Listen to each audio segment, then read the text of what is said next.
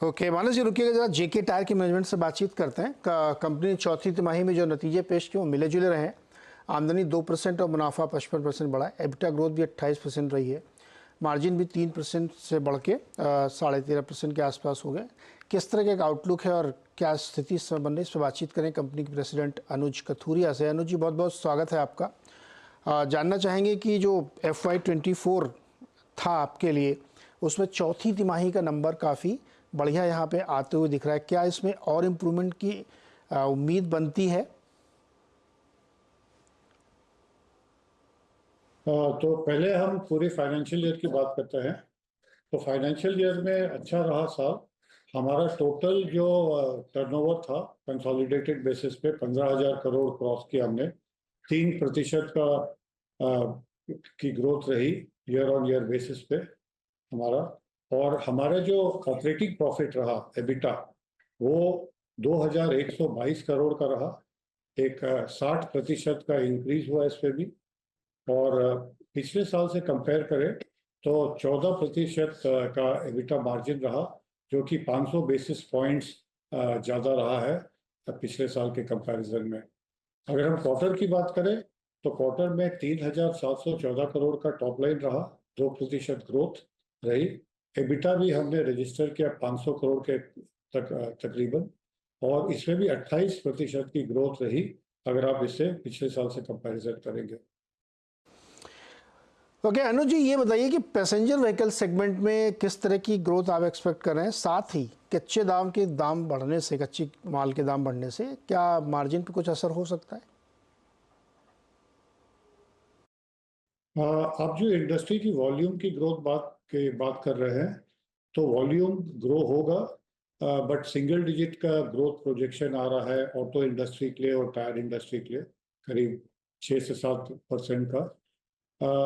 आपको जैसे पता होगा कि Q4 से रॉ मटेरियल प्राइसेस फिर बढ़ने शुरू हो गए थे, और इस क्वार्टर में भी हम देख रहे हैं कि रॉ मटेरियल प्राइसेस आगे बढ़ रहे हैं। इसका एक इम्पैक्ट आएगा, बट हमारी कोशिश यही रहेगी कि इसमें से हम कितना पास ऑन कर सकेंगे मार्केट को। कुछ अब्जॉर्ब करना पड़ेगा, कुछ हमको इंटरनल एफिशिएंसीज पे काम करना पड़ेगा। हम प्रीमियमाइजेशन पे लगातार काम कर रहे हैं, पिछले साल काफ़ी अच्छा काम हुआ है, और आगे भी हम ये उम्मीद रखते हैं कि प्रीमियमाइजेशन पे हम काम करेंगे। तो हमारा ये सबसे पहला उद्देश्य ये रहेगा कि हम कैसे अपने जो एबिटा मार्जिन्स हैं, जो हमने इस साल 14% पे इसको क्लोज किया है, उसको हम कैसे मेंटेन कर पाएँ, उस पर हम पहले काम करेंगे। और आगे आने वाला साल वॉल्यूम्स अच्छे रहने की उम्मीद है, मार्केट अच्छी है। अगर हम बात करें कैटेगरी वाइज, पैसेंजर कार में स्ट्रॉन्ग डिमांड रहने की उम्मीद है। कमर्शियल व्हीकल्स में थोड़ा पहला हाफ ऑफ द ईयर हल्का रह सकता है थोड़ा, पर आगे एक बार जब सारी चीज़ें वापस से सेटल हो जाएंगी, सेकेंड हाफ में हमको उम्मीद है कि थोड़ा और डिमांड अच्छी रहेगी। इंफ्रास्ट्रक्चर पे फिर काम जोरों शोरों से शुरू हो जाएगा। तो हम ये उम्मीद रखते हैं कि ओवरऑल डिमांड अच्छी रहेगी। रॉ मटेरियल प्राइसेस को हमको केयरफुली वॉच करना पड़ेगा, बहुत ध्यान से हमको उसको देखना पड़ेगा कि कहाँ जा रहा है, और उसके बेसिस पे हमको लगता है कि हमारी यही कोशिश रहेगी कि हम अपने मार्जिन्स को कैसे मेंटेन कर सकें। ओके अनुज जी, एक आखिरी सवाल। नई गाड़ियों के टायर यानी OEM के थ्रू जो बिकते हैं, या रिप्लेसमेंट मार्केट में यानी जो दोबारा लोग लगाते हैं, उसमें किस तरह की ग्रोथ आपको दिख रही है? और क्या आपको लगता है कि अभी भी OEM आउटपेस करेगा रिप्लेसमेंट को, जिससे हमें अंदाज़ा लगे कि नई गाड़ियों की बिक्री बढ़ी रहेगी? OEM की डिमांड जहाँ तक पैसेंजर कार की बात करें तो अच्छी है, और आगे भी हम यही उम्मीद रखते हैं कि ऐसी अच्छी बनी रहेगी। आपको एक चीज़ ध्यान में रखना होगा कि उनका जो बेस है वो काफ़ी बढ़ गया है। पिछले साल हमने देखा कि कुछ महीनों में कार की production 4 lakh unit per month से भी क्रॉस कर रही थी, महीने के 4 लाख यूनिट। तो आगे इस बेस पे उम्मीद है कि फिर से 5 से 6% का ग्रोथ रहेगा इस बार। एक और चीज़ है कि रिप्लेसमेंट मार्केट में भी पैसेंजर कार टायर्स की डिमांड बढ़ने की उम्मीद है, क्योंकि जो गाड़ियों की रनिंग है वो भी बढ़ रही है, रोड्स ज़्यादा बन रहे हैं। तो इससे हमको लगता है कि जो रिप्लेसमेंट साइकिल है, जो कि पहले 3 से 4 साल में टायर बदली होते थे, अब हमको लगता है कि 2 से 2.5 साल या 2.5 से 3 साल में बदलने के एक साइकिल आएगी, उससे भी रिप्लेसमेंट में भी डिमांड बढ़ेगा।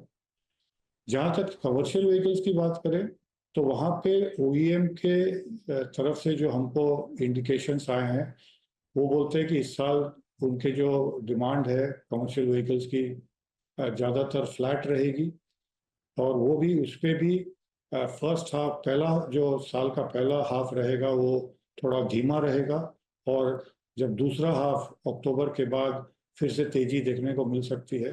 पर ओवरऑल देखें साल के लिए तो बोल रहे हैं कि काफ़ी फ्लैटिश रहने की उम्मीद है, और रिप्लेसमेंट में हम उम्मीद रखते हैं कि ग्रोथ आएगी, जैसे कि हर साल ग्रोथ आती है।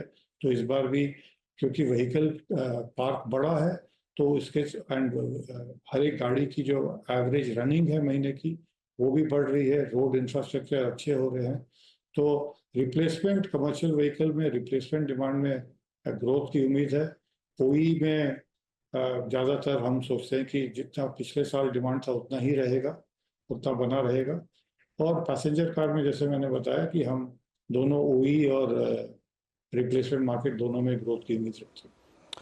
ओके, शुक्रिया अनुज जी, बहुत बहुत हमारे साथ जुड़ने के लिए। मानस, जेके टायर कैसा लग रहा है आपको?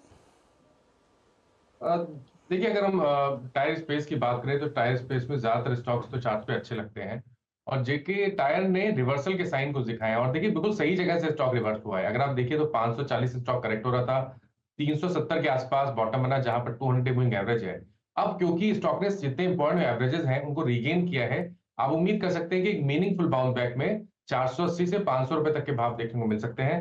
तो फिलहाल के लिए खरीदारी करनी चाहिए जेके टायर्स में। आपके जो स्टॉप लॉसेज हैं वो 504 के नीचे लगा के रखिए।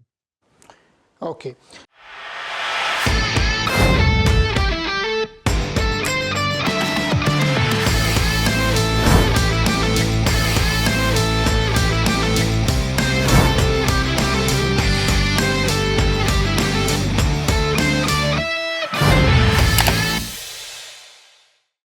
बता दें कि मनी कंट्रोल पर दिए गए विचार एक्सपर्ट्स के अपने निजी विचार होते हैं।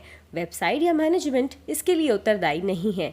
यूजर्स को मनी कंट्रोल की सलाह है कि कोई भी निवेश निर्णय लेने से पहले सर्टिफाइड एक्सपर्ट की सलाह लें।